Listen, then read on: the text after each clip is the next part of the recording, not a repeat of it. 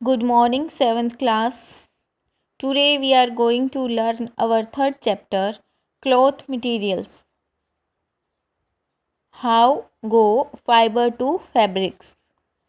So, in this chapter, our learning point is what are fibers, wool and silk.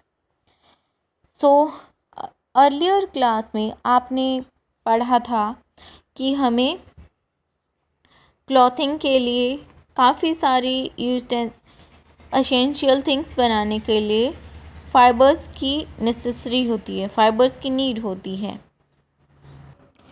सो इस fibre की need को अलग अलग जगह से पूरा किया जाता है और इन फाइबर्स में कॉटन, लिनन, जूट, सिल्क, वूल एक्सेट्रा एक्सेट्रा काफ़ी सारे फाइबर्स आते हैं।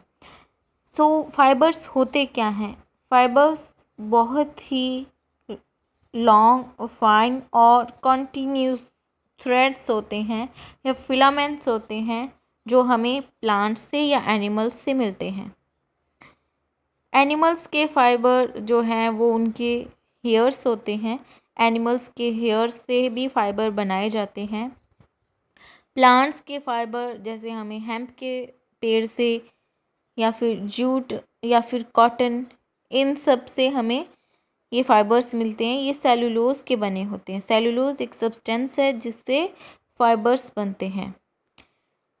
नाउ यार्न क्या होता है? यार्न एक long continuous thread like structure होती है जो काफ़ी सारे फाइबर्स को जोड़कर और ट्विस्ट करके बनाई जाती है और इसी से आगे क्लॉथ्स बनाए जाते हैं।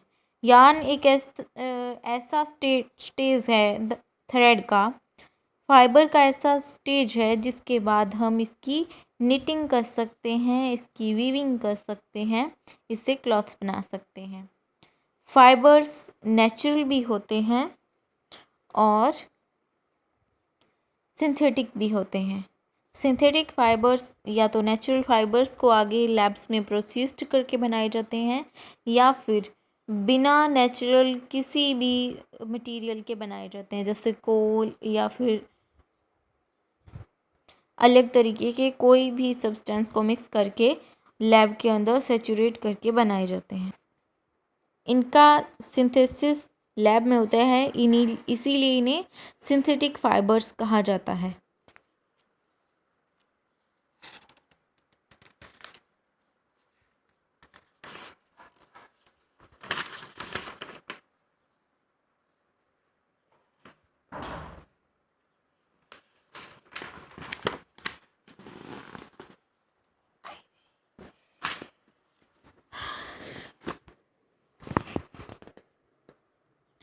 फर्स्ट ऑफ ऑल हम वूल के बारे में पढ़ेंगे। वूल हमें कौन कौन से एनिमल्स से मिलता है? जिन एनिमल्स से हमें वूल मिलता है या ऊन मिलता है उन्हें हम वूल यील्डिंग एनिमल्स कहते हैं। ये काफ़ी सारे होते हैं जैसे शीप्स, गॉट्स, इन सब से हमें वूल मिलता है। बट कुछ मेन ब्रीड्स हैं, इनके मेन ब्रीड्स हैं जैसे गॉट के अंगोरा, कश्मीरी, मोहेर और yak, camel, angora, rabbit, llama, alpaca, इन सब से भी हमें वूल मिलता है। गोट्स के कुछ ब्रीड्स हैं उनसे भी हमें वूल मिलता है, बट मेनली शीप से बहुत ज़्यादा लेवल पर वूल को प्राप्त किया जाता है। वूल्स के लिए सबसे ज़्यादा जिस एनिमल को रियर किया जाता है वो है शीप, क्योंकि इससे बहुत ही गुड क्वालिटी का वूल फाइबर मिलता है। शीप के ऊपर जो थिक कॉट होता है सॉफ्ट हेयर्स का, उनको सिलेक्ट किया जाता है, उसको उतारकर उससे वूल बनाया जाता है। तो जिस शीप के अंदर ये हेयर्स का कोट बहुत ज़्यादा हैवी होता है और बहुत ही सॉफ्ट या थिन प्रकार के जिस पर हेयर्स होते हैं उनको कंट्रोल ब्रीडिंग के लिए रखा जाता है। उन्हीं को रियर किया जाता है, उनको अच्छे से फीडिंग दी जाती है, एक जगह इकट्ठा रखा जाता है। उनके फीडिंग के अंदर ग्रास होता है, लीव्स होती हैं और उनको कॉर्न, पल्स, ज्वार और ऑयल केक्स के मिक्सचर दिए जाते हैं ताकि उनको एक प्रोटीन रिच डाइट मिल सके। और प्रोटीन हम हेयर्स की ग्रोथ के लिए बहुत अच्छा होता है। उसके बाद शीप्स की बॉडी के ऊपर जो हेयर्स आते हैं उनको अलग किया जाता है। इस मेथड को शीयरिंग कहते हैं। शीप्स की बॉडी के ऊपर जो हेयर का एक कोट होता है उसको कहते हैं फ्लीस। और इस फ्लीस को रिमूव करना स्पेशल क्लिपर्स के द्वारा, स्पेशल कटर्स होते हैं जिनसे इस फ्लीस को उतारा जाता है, उस मेथड को शीयरिंग कहते हैं। तो शीप्स के हेयर्स उतारने की जो मेथड है उसको शीयरिंग कहते हैं। शीयरिंग करने वाले पर्सन को हम शीयरर कहते हैं और वो एक ही टाइम में पूरे के पूरे फ्लीस को एक पीस में उतारने की कोशिश करता है। शीयरिंग के बाद जो शीप्स के हेयर होते हैं उनको एग्जामिफाइड किया जाता है और उनसे अच्छी ग्रेड का वूल बनाने की कोशिश की जाती है। उसके बाद उसकी वॉशिंग होती है और स्कोरिंग होती है। हेयर्स को धोना सोपी वाटर से उसकी वॉशिंग कहलाता है। उसके ऊपर जितना भी डस्ट या फिर ग्रीसी मटेरियल होता है वो उतर जाता है और वो बहुत सॉफ्ट और क्लीन हो जाती है। और इस मेथड को स्कोरिंग कहा जाता है।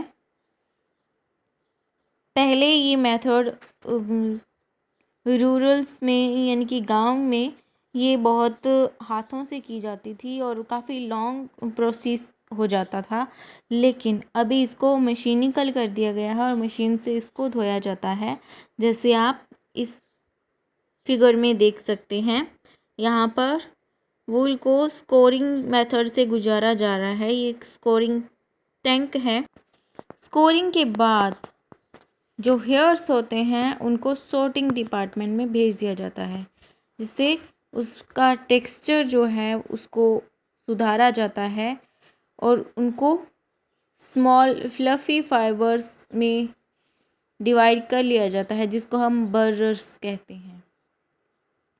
शीप्स के स्मॉल फ्लफ़ी फाइबर्स जो होते हैं, जो कि उसके फ्लीस को साफ करके उसके बाद में सॉर्ट किए जाते हैं, उनको हम बर्रर्स कहते हैं। So the small fluffy fibers are called burrs. These are picked out from the hairs.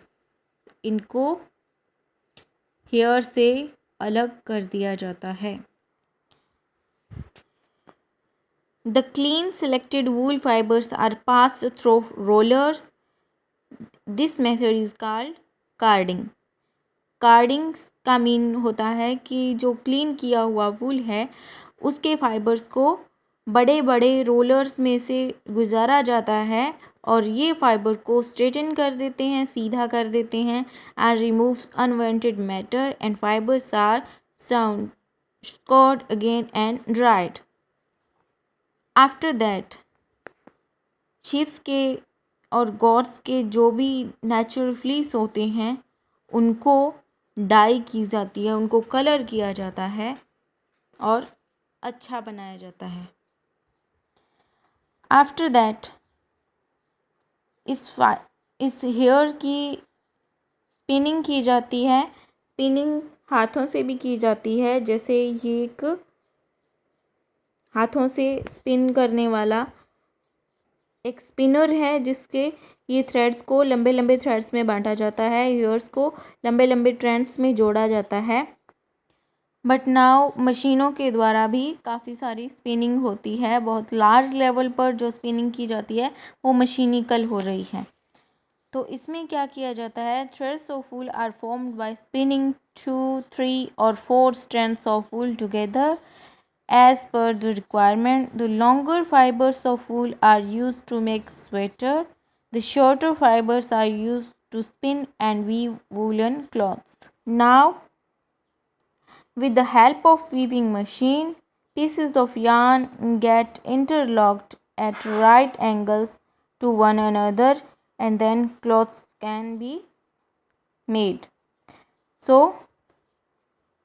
Wools के फाइबर्स और उनकी क्वालिटी जो है वो क्लॉथ्स की क्वालिटी बनाने के लिए यूज़ की जाती है। क्लॉथ्स अगर फ्लीस अच्छा है, वूल की क्वालिटी अच्छी है तो क्लॉथ्स भी अच्छे बनते हैं, अच्छी क्वालिटी के बनते हैं। जो वूल हमें शीप से मिलता है वो इलास्टिसिटी युक्त होता है, स्ट्रेट होता है और काफ़ी स्ट्रेंथ वाला होता है। In our next class we will learn about types of wool. So I hope आपको यहाँ तक का चैप्टर समझ में आया होगा। अगर आपकी कोई भी प्रॉब्लम है, क्वायरीज है तो आप हमें कमेंट कर सकते हैं, हमें बता सकते हैं। Have a nice day. Thank you.